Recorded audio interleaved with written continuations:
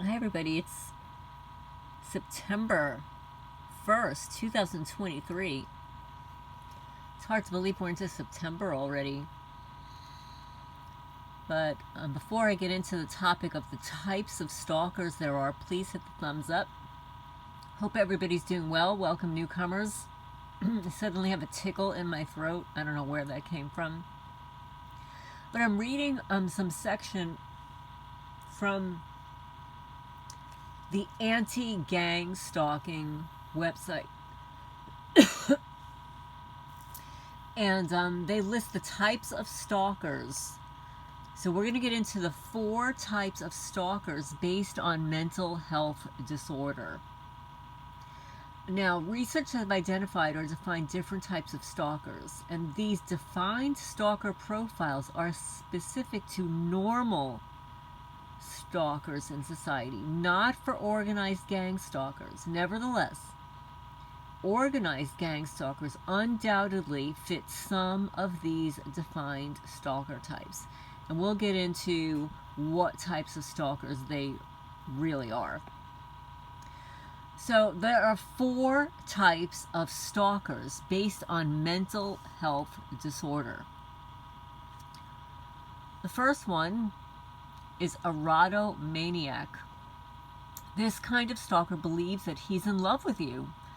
To show his keen interest, he keeps calling you, dropping by, writing emails, doing unsolicited errands on your behalf, quote unquote, talking to your friends, coworkers, and family, and in general, making himself available at all times.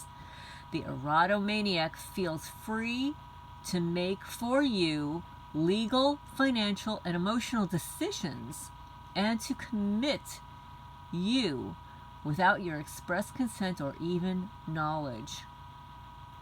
This kind of stalker believes that he's in love with you and that regardless of overwhelming evidence to the contrary, the feeling is reciprocal. You're in love with him. He interprets everything you do or refrain from doing as coded messages confessing your eternal devotion to him and to your quote-unquote relationship. Erotomaniacs are lonely, socially inept people. They may also be people with whom you have been involved with romantically. For example, your former spouse, a former boyfriend, a one-night stand, or otherwise, for instance, colleagues or coworkers. Guys, I can tell you that I had one of these stalkers, and this is before I believe that I became targeted. I had like a few dates with a guy. He just wouldn't leave me alone. I actually had to get a restraining order against him. And he violated the restraining order. And I actually testified before the grand jury. This guy was just unbelievable. He was definitely one of these types. Number 2, the narcissist. Narcissist feels entitled to your time, attention, admiration, and resources and interprets every rejection as an act of aggression, which leads to a narcissistic injury. They react with sustained rage and vindictiveness. They can turn violent because he or she feels omnipotent and immune to the consequences of their actions. Number 3, the paranoid. The paranoid distorts every communication to feed his or her persecutory delusions. They thrive on threats, anxiety, and fear. And in extreme case, the paranoid can be far the most dangerous of the lot. The paranoid lives in an inaccessible world of his own making. They cannot be reasoned with or cajoled. Number 4, the antisocial, the psychopath. Although ruthless and typically violent, the psychopath is a calculating machine, out to maximize his or her gratification and personal profit. Psychopaths lack empathy and may even be sadistic, but understand well and instantly the language of carrots and sticks.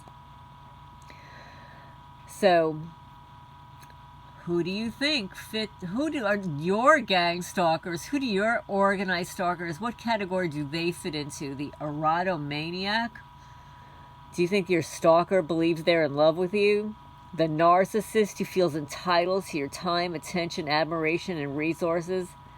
And any kind of rejection leads to an act of aggression, which leads to a narcissistic injury, reacts with sustained rage and vindictiveness.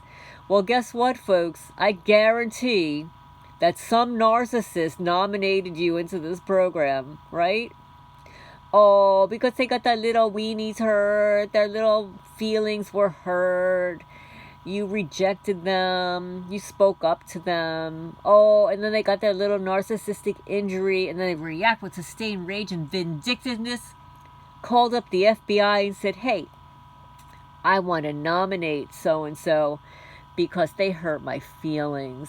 Can you help me out? Here, I'll give you some money under the table. Just put them on the list. Or the paranoid who distorts every communication, feeds his persecutory delusions, and thrives on threats, anxiety, and fear. Or the antisocial psychopath, the ruthless, violent psychopath, calculating machine, out to maximize his or her gratification and for personal profit. And we all know psychopaths lack empathy and may even be sadistic.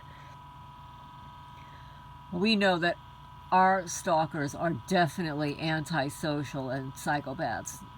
They're definitely narcissists.